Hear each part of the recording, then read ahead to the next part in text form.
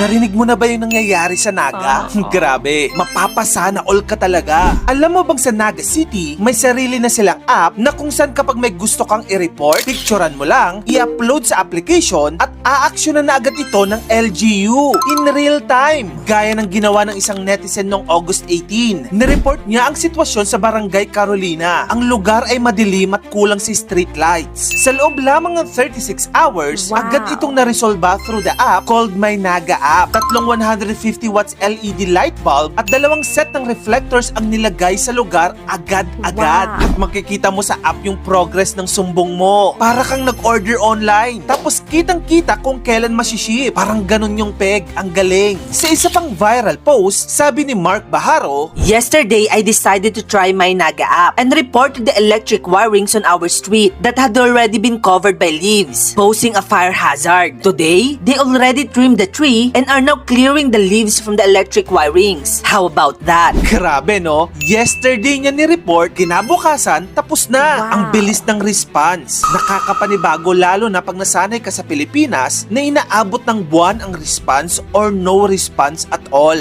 Maliban dyan, sa isa na namang video kung saan shinare ng isang empleyado ng LGU ng Naga, may napansin ng isang commenter. Sabi niya, Wait, you mean nag-time out din siya? yes, yung mayor nila na si Atty.